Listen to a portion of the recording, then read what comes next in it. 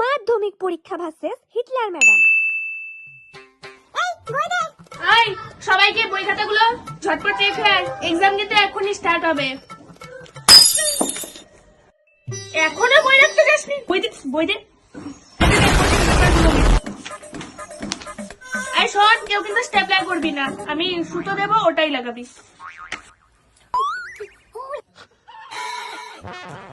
কি আছে? কি প্রবলেম হচ্ছে? ওর খাতার মধ্যে তুই কি প্রবলেম সলভ পাবি? আমাকে বল কি প্রবলেম আছে।